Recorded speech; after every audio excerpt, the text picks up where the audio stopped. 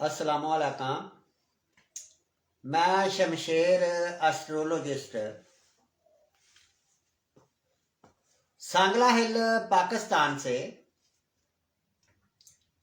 तो दोस्तों आज 26 नवंबर 2022 है और रात के 7 बज चुके हैं। ये एक लाइव प्रोग्राम है। अगर कोई भी अपने बारे में एक सवाल फ्री जानना चाहता हो तो अपनी तारीख पैदाइश, वक़्त पैदाइश और जगह पैदाइश बिल्कुल दुरुस्त हो ये बताकर अपने बारे में एक सवाल फ्री जान सकता है। और सवाल जानने के लिए आप मैसेज ना करें, आप हमारे व्हाट्सएप नंबर पर कॉल करें। हमारा व्हाट्सएप नंबर है 0307489212। तो ये हमारा व्हाट्सएप नंबर है। इस नंबर पर आपने कॉल करनी है और जो भी लोग सवाल जानना चाहते हों वो हमारी वीडियो को पहले 2-4 ग्रुपों में शेयर करें आगे और फिर सवाल करें, क्योंकि शेयर करने का मतलब ये है कि ये जो फायदा है ये दूसरे लोग भी उठा सकें और दूसरों का भी कुछ यानी अपने बारे में पूछ सकें। तो दोस्तों हम हर रोज आपको इल्म नजूम से मुतल्लिका कुछ ना कुछ नई चीज सिखाने की कोशिश करते हैं। हमारा मकसद ये है कि हमने जितना इल्म अपनी जिंदगी में सीखा है ये हम लोगों तक पहुंचा दें कि ये नजूम क्या है, जन्म कुंडली कैसे बनाई जाती है और किस तरह ये हिसाब लगाया जाता है। तो दोस्तों आज हम ये बात करेंगे कि कुछ लोग अकेले ही होते हैं, यानी उनका कोई भाई और कोई बहन नहीं होती, वो सिर्फ अकेले ही होते हैं। तो ये आपको कैसे पता चलेगा कि ये जो आदमी है या ये जो लड़की है ये अकेली है, इसका कोई भाई या कोई बहन नहीं है। और आज हम ये एक जन्म कुंडली लेकर आए हैं जो कि 3 नवंबर 1996 की है और वक़्त पैदाइश 22:30 का है और जगह पैदाइश गुजरावाला है। तो दोस्तों इस टाइम के मुताबिक ये जो जन्म कुंडली बनी है ये बुर्ज सरतान की जन्म कुंडली बनी है और बुर्ज सरतान जो है ये 6 डिग्री और 14 दकीके पर तालिया जो है ये तलु हुआ है। तो मैं आगे काफी मर्तबा ये बता चुका हूं कि ये जो जन्म कुंडली होती है, जन्म कुंडली से महीना और सन इसलिए लिया जाता है कि ये किस साल की बात है और महीना इसलिए लिया जाता है कि किस महीने में ये बंदा पैदा हुआ था, क्योंकि 12 बुर्ज हैं और 12 ही महीने हैं। और ये जो महीने और बुर्ज हैं ये मैं आपको आज एक नई बात बताऊंगा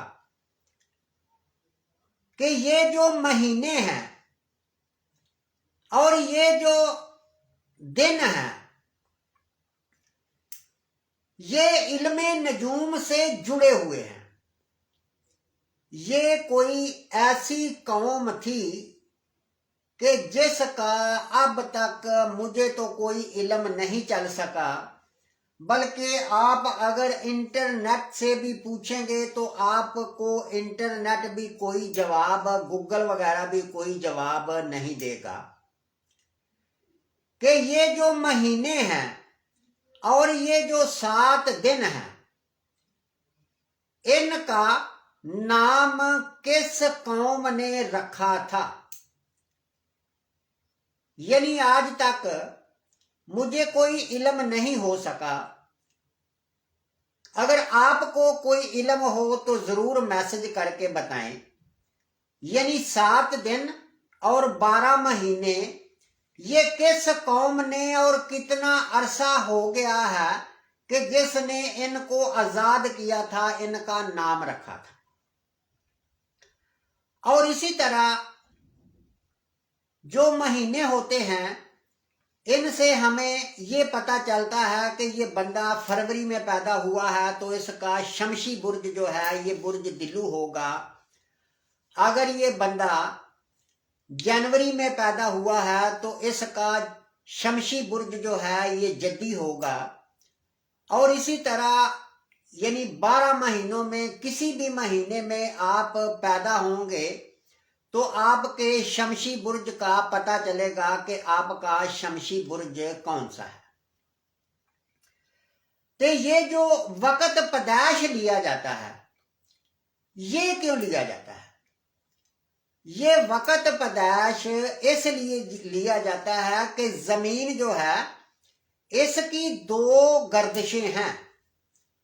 एक गर्दिश इसकी सूरज के इर्द गिर्द घूमने की है, जो कि जमीन सूरज के गिर्द घूमती है और एक दिन में 1 दर्जा आगे चलती है, और 1 महीने में अपना एक बुर्ज पार करके दूसरे बुर्ज में दाखिल हो जाती है।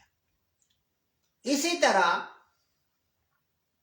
हर तकरीबन 20/22 को महतरीक को सूरज जो है ये दूसरे बुर्ज में दाखिल हो जाता है। तो दूसरी जो जमीन की गर्दिश है जिससे हमें वक्त पैदाइश की जरूरत पड़ती है, यानी सूरज के इर्द गिर्द जो जमीन हरकत करती है ये 365 दर्जे हैं। और दूसरी गर्दिश जमीन जो है ये मशरक की तरफ करती है, यानी मशरक की तरफ घूमती है, और ये भी 365 दर्जे हैं। मगर जो सूरज के इर्द गिर्द घूमती है वो एक दिन में 1 दर्जा हरकत करती है, और जो मशरक की तरफ घूमती है ये 4 मिनट में 1 दर्जा आगे चलती है। जो मशरक की तरफ जमीन घूमती है तो 4 मिनट में 1 दर्जा आगे जाती है। तो हर बुर्ज जो होता है ये 30 डिग्री का होता है, और 4 मिनट में 1 दर्जा आगे जाएगा तो 2 घंटे में 30 डिग्री जो है ये आगे चली जाएगी। यानी बिल वक्त ऐसा समझ लो कि मिसाल के तौर पर अगर सुबह 6 बजे देखा कि बुर्ज सुल्तान जो है ये 1 दर्जे पर तुलू हुआ है,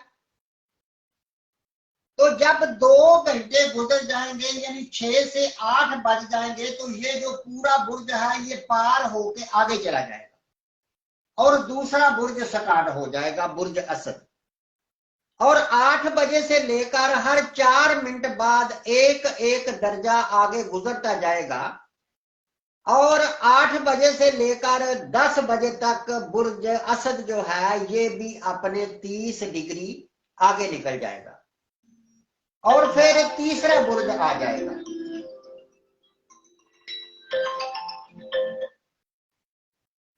हेलो जी, अस्सलाम वालेकुम। वालेकुम सलाम। सर सवाल था मेरा। हाँ जी जनाब। डेट ऑफ बर्थ बताऊं सर? हाँ जी, 22 दिसंबर 1989। दिसंबर या सितंबर? दिसंबर दिसंबर 12वां महीना 1989। 1989 जी। वक्त बदाश? वक्त बजाय 000 यानी कि रात 12 बजे जैसे दिन चढ़ता है। अच्छा, तो जगह कौन सी और है? जिला पैदाइश रावलपिंडी। रावलपिंडी। रावलपिंडी। क्या सवाल है आपका? सर शादी का है शादी का? जी। चलो आप या तो लाइन पर रहो या फिर वीडियो देखो, तो हम आपको ये कुंडली बनाकर बताते हैं। ठीक है, मैं वीडियो तो देख रहा हूँ, वीडियो पे आ जाओ। चलो लाइन पर रहो जरा, आपसे कुछ अगर पूछना पड़ा तो फिर पूछ भी लेंगे।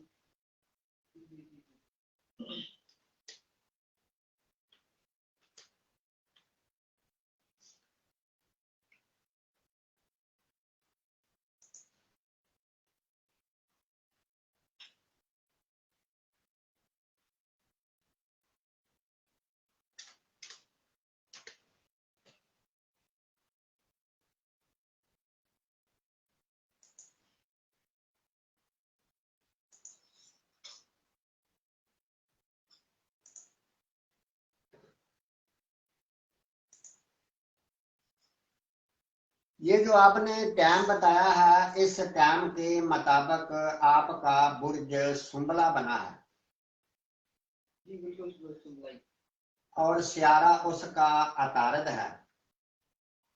जी बिल्कुल।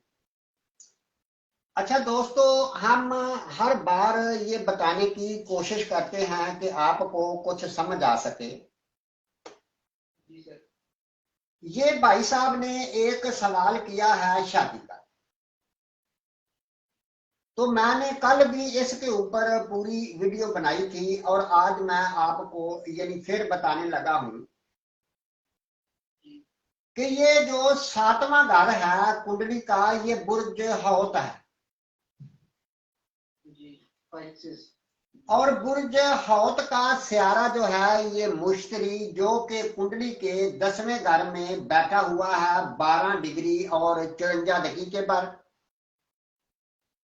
जी और ये स्टार रजत में भी चल रहा है, यानी उल्ट चल रहा है।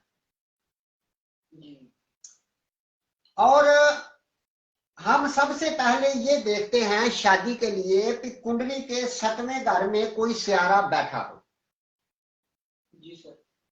और कुंडली के 7वें घर में कोई भी सियारा नहीं बैठा हो। जी बिल्कुल। और कल हमने जाविये के ऊपर बात की थी कि किन किन सियारों की कितनी कितनी नजरें होती हैं, किस किस घर को किस तरह देखते हैं। जी सर। और अब हम देख रहे हैं कि सियारा जोहरा या राहु कुंडली के 5वें घर में बैठे हुए हैं और कुंडली के 7वें घर को नहीं देख रहे। जी बिल्कुल। और शमश जोहल और सियारा अतारद ये कुंडली के 4थे घर में बैठे हुए हैं और ये भी कुंडली के 7वें घर को नहीं देख रहे। जी बिल्कुल। और सियारा मरीख जो है ये भी कुंडली के 7वें घर को नहीं देख रहा।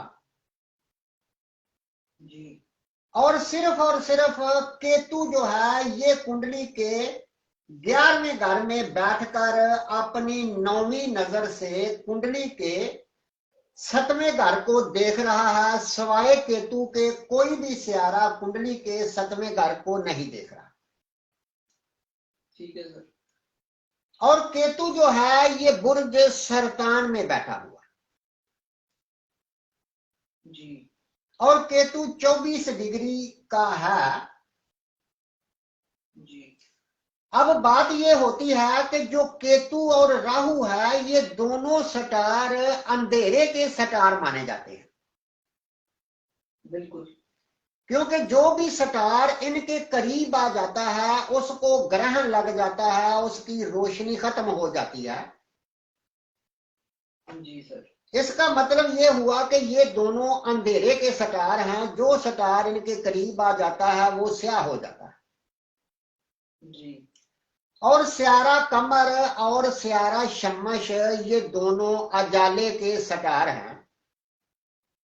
जी बिल्कुल। और स्यारा कमर जो है ये इसका घर है बुर्ज सरतान, जिसमें केतु बैठा हुआ। बिल्कुल। और के यानी अंधेरा और रोशनी जो होते हैं ये एक दूसरे के दुश्मन होते हैं। ऐसा ही है सर। पता ये चला कि केतु जो है ये बुर्ज सरतान में बैठा हुआ है, जो कि अपने दुश्मन के घर में बैठा हुआ है। और जो भी स्यारा अपने दुश्मन के घर में बैठा हो या नीच का होकर बैठा हो, वो स्यारा मनहूस हो जाता है, वो अपना असर पूरा नहीं देता। जी बिल्कुल। और इसी वजह से यानी ये आपकी डेट ऑफ बर्थ जो है इतनी हो गई है और अब तक शादी नहीं हुई, यानी कोई स्टार कुंडली के 7वें घर को देख नहीं रहा, ना कुंडली के 7वें घर में बैठा हुआ। जी। हमेशा शादी, मौत, बच्चा, बरूने मुल्क का सफर या जिंदगी में कोई भी काम इंसान करता है या होता है तो वो उस वक्त ही होता है जब उस स्यारे का टाइम चलता है, तो फिर वो काम होता है। जी सर। अगर बिल वक्त यानी हम देखें तो सिर्फ और सिर्फ एक केतु ही है जो कि कुंडली के 7वें घर को देख रहा है, और वो जो आपकी शादी करवाने का जिम्मेदार है। एक तो ये बात। जी सर। दूसरा ये है कि स्यारा कमर जो है ये कुंडली के 11वें घर का मालक होकर कुंडली के पहले घर में बैठा हुआ है। तो दूसरा स्यारा ये है जो आपकी शादी करवाने का जिम्मेदार है। बिल्कुल। अब हम देख रहे हैं कि इस वक्त स्यारे मुश्तरी का दौर जो है ये आपके ऊपर चल रहा है, जो कि तकरीबन ये दौर 2013 से लेकर 2029 तक रहेगा। जी सर। तो अब जो है यानी स्यारे मुश्तरी का जो है ये कुंडली के 7वें घर का मालक है, और जब इसमें स्यारे कमर का या केतु का दौर यानी चलेगा तो उस वक्त शादी होगी। अच्छा। तो जो स्यारा कमर है इसका दौर 1/10/2025 से लेकर जी 5/12/2026 तक रहेगा। तो ये टाइम है आपकी शादी का, इस टाइम में आपकी शादी होगी। चलिए। हाँ ठीक है जी। जी सर, बहुत शुक्रिया जज़ाकल्लाह। हाँ, मतलब ये है कि हमारा मकसद है लोगों को समझाना और लोग कुछ समझ सकें, जो कि लोगों को पता चल सके कि ये कुंडली किस तरह काम करती है। जी बिल्कुल। चलो जनाब, मेहरबानी, ओके। समझ आ गया, बहुत शुक्रिया।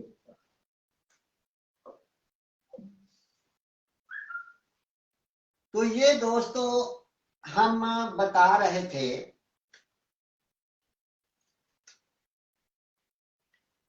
कि जो जन्म कुंडली होती है वो इंसान के ऊपर पूरा काम करती है। तो ये हमने आगे एक जन्म कुंडली लगाई थी, दोबारा फिर लगाते हैं और उसके बारे में आपको समझाते हैं। ये वही जन्म कुंडली आ गई, यहां हमने बात खत्म की थी। तो इसी तरह दोस्तों जो टाइम होता है, टाइम को हम इसलिए लेते हैं कि जब बंदा पैदा हुआ था उस वक्त कौन सा बुर्ज जो है ये हरकत कर रहा था। तो अब हम इस चीज की तरफ आते हैं कि कल हमने कुछ बात की थी कि जो स्टार कुंडली के 11वें घर को या कुंडली के तीसरे घर को देख रहे हों या उसमें पड़े हों, वो ही बड़ा बहन भाई या छोटा बहन भाई होता है। तो आज हम ये बात भी आपको बताएंगे कि कुछ सियारे कुंडली के 11वें घर को देख भी रहे होते हैं, या 11वें घर में पड़े होते हैं, या कुंडली के तीसरे घर में पड़े होते हैं, या कुंडली के तीसरे घर को देख रहे होते हैं, मगर इसके बावजूद भी उसका ना कोई बड़ा बहन भाई होता है और ना कोई छोटा बहन भाई होता है। जैसे कि हमने आपको काफी मर्तबा आगे बताने की कोशिश की है कि जो सियारे केतु या राहु के साथ जुड़ जाते हैं, वो सियारों को ग्रहण लग जाता है, उनकी पोजीशन खराब हो जाती है, वो सियारे अपना असर देने में नाकाम हो जाते हैं। और जो सियारे हबूत हो जाते हैं, यानी नीच के हो जाते हैं, वो भी डेड हो जाते हैं, वो भी अपना असर नहीं देते। और जो सियारे सूरज के साथ जुड़ जाते हैं तो वो सियारे गरूब हो जाते हैं, यानी सूरज, उन सियारों की रोशनी में सूरज की रोशनी ज्यादा होती है, जिसकी वजह से वो स्टार गरूब हो जाते हैं। तो अब हम देख रहे हैं कि ये जो भाई साहब हैं जिनकी ये डेट ऑफ बर्थ है, जो कि 3 नवंबर 1996 22:30 का वक्त शहर गुजरांवाला है। सियारा जोहर जो है, इसकी मैंने कल बताई थी कि 3 नजरें होती हैं, तीसरी, 7वीं और 10वीं। तो अब हम देख रहे हैं कि सियारा जोहर जो है, इसकी तीसरी नजर, जैसे 1 2 3, तीसरी नजर कुंडली के 11वें घर के ऊपर जा रही है। तो 11वां घर बंदे के बड़े बहन भाइयों से तल्लक रखता है। अगर कोई भी सियारा कुंडली के 11वें घर में होगा या 11वें घर को देख रहा होगा, तो वही उसका बड़ा बहन भाई होगा। अगर वो सियारा मुअन्नस होगा तो फिर उससे बड़ी उसकी बहन होगी। अगर कोई सियारा मुज़क्कर इस घर में पड़ा हो या इस घर को देख रहा हो तो फिर उससे बड़ा उसका भाई होगा। मगर अगर सियारा मरीख कुंडली के 11वें घर में बैठा हो या 11वें घर को देख रहा हो, तो फिर मरीख बड़ा भाई नहीं होने देगा, मरीख बड़े भाई को मार देगा। तो अब हम देख रहे हैं कि सियारा जोहर जो है, ये कुंडली के 7वें घर का और कुंडली के 8वें घर का मालिक है, और कुंडली के 9वें घर में बैठकर कुंडली के 11वें घर को देख रहा है, और ये सियारा मुअन्नस है। और इसका मतलब ये है कि इससे बड़ी इसकी बहन होनी चाहिए, मगर है नहीं इसकी बड़ी बहन। वजह यह है कि ये जो जोहर है, ये केतु के साथ जुड़ा हुआ है, केतु के साथ जुड़ा हुआ है, जिसकी वजह से इस सियारे की जो पावर है, ताकत है, रोशनी है, वो केतु ने खत्म कर दी है। यानी जब इसकी रोशनी ही खत्म हो गई तो फिर ये दूसरे को कैसे रास्ता दिखाएगा। इसी तरह कभी कभी ऐसा होता है कि अगर ये सियारे दोनों कुंडली के इस घर में भी बैठे होते तो फिर भी यही पोजीशन बनती।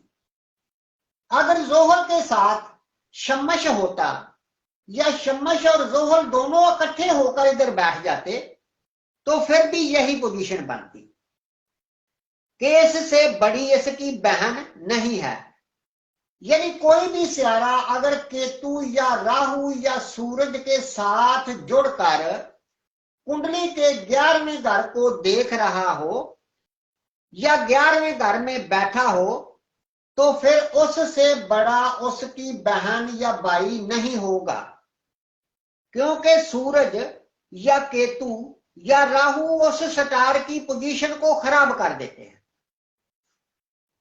इसी तरह ये कुंडली का तीसरा घर है और तीसरा घर बंदे के छोटे बहन भाइयों को शो करता है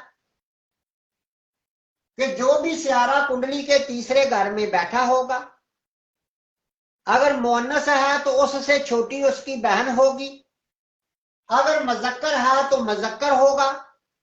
अगर कोई भी मुअन्नस या मुज़क्कर सियारा इस घर को देख रहा होगा तो फिर मुअन्नस देख रहा होगा तो मुअन्नस होगी, मुज़क्कर देख रहा होगा तो मुज़क्कर होगा। तो अब हम देख रहे हैं कि कुंडली के तीसरे घर में राहु बैठा हुआ है और उसके साथ जोहरा बैठा हुआ है।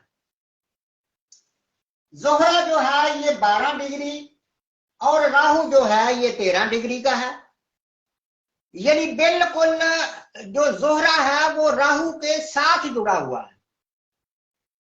तो जिसकी वजह से ये भी सियारा गुरूब अपना ग्रहण में चला गया है, यानी इसकी रोशनी खत्म हो गई है। हालांकि ये स्टार जो है जोहल ये अपनी 7वीं नजर से इस घर को भी देख रहा है, मगर ये भी बेकार है क्योंकि ये भी केतु के साथ जुड़कर अपनी ताकत अपनी पावर को खत्म कर दिया है इसने। और इसी तरह सियारा जोहरा जो है ये भी राहु के साथ जुड़कर इसकी पावर खत्म हो गई। और इन दोनों सितारों के अलावा हम देख रहे हैं कि कुंडली के 11वें घर को या कुंडली के तीसरे घर को कोई भी सियारा नहीं देख रहा। यानी अगर ऐसी पोजीशन हो जाए कि सियारा देख रहा है या सियारा पड़ा हुआ है और वो केतु या राहु के साथ जुड़ा हुआ है तो फिर भी कोई बड़ा या छोटा बहन भाई नहीं होगा। और इसी तरह अगर कोई भी सियारा कुंडली के 11वें घर को या कुंडली के तीसरे घर को नहीं देख रहा तो फिर भी इसका मतलब यह होगा कि इससे बड़ा भी कोई नहीं है और इससे छोटा भी कोई नहीं है। और ये आपको आज इस वीडियो में पता चल गया कि अगर खराब सियारा कुंडली के 11वें घर में या तीसरे घर में पड़ा हो या देख रहा हो तो फिर वो अपना असर नहीं देता। और तीसरी बात एक और आपको बताता हूं कि सियारा जोहरा और राहु अगर ये बिल्कुल करीब करीब आ जाएं और साथ साथ जुड़ जाएं तो आपने दुनिया में देखे होंगे बहुत बहुत बड़े मोटे औरतें और बंदे आदमी जिनको मोटापे की बीमारी होती है। जो लोग मोटे हो जाते हैं उनकी कुंडली में सियारा जोहरा और राहु ये दोनों किसी भी घर में अगर इकट्ठे हों तो बंदे को मोटापे की बीमारी देते हैं। तो दोस्तों इसी तरह मेरा मकसद है आपको समझाना और सिखाना। तो इसी तरह आप सियारे मरीख को भी मद्देनजर रख सकते हैं कि सियारा मरीख कुंडली के किसी भी हिस्से में पड़ा हो तो सियारे मरीख का काम है चोट जख्म देना, जलाना, फोड़े फिंसी का निशान छोड़ना। तो इसी तरह ये कुंडली के 12 खाने होते हैं तो हर खाना जो होता है ये इंसान के मुख्तलिफ वजूद के हिस्से से तल्लक रखता है। जैसे कि ये पहला घर जो होता है ये बंदे के सर से तल्लक रखता है, बंदे की पेशानी से तल्लक रखता है, और ये दूसरा घर बंदे के मुंह से तल्लक रखता है, गले से तल्लक रखता है। ये तीसरा घर बंदे के बाजू और हाथों से तल्लक रखता है। चौथा घर जो होता है ये बंदे के सीने से तल्लक रखता है। पांचवा घर जो होता है ये बंदे के मेदे से तल्लक रखता है। छठा घर जो होता है ये बंदे के मसाने से तल्लक रखता है। इसी तरह 7वां घर जो होता है ये नाक से थोड़ा नीचे यानी 1-2 इंची के नीचे जाकर ये 7वां घर तलक रखता है। तो इसी तरह ये 8वां घर 9वां यानी इसी तरह ये आप जान सकते हैं कि मरीख कुंडली के किस घर में बैठा हुआ है, और मरीख कुंडली के जिस घर में भी बैठा होगा इंसान के उस जगह पर चोट का, जख्म का या फिर जले हुए का कोई निशान जरूर होगा। तो इन चीजों को मद्देनजर रखकर आप किसी भी बंदे की कुंडली जो होती है इसको देख सकते हैं कि ये जन्म कुंडली ठीक है या गलत है।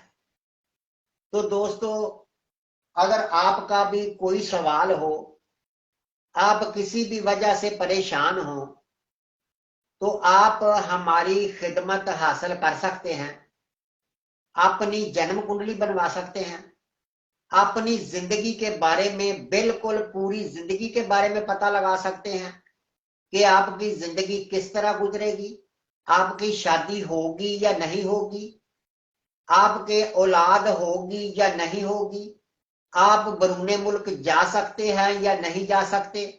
आपका कोई भी सवाल हो तो इल्मे नजूम आपको बता सकता है कि आपका जिंदगी कैसे गुजरेगी। तो इसके साथ ही दोस्तों इजाजत चाहता हूं। अल्लाह हाफ़िज़।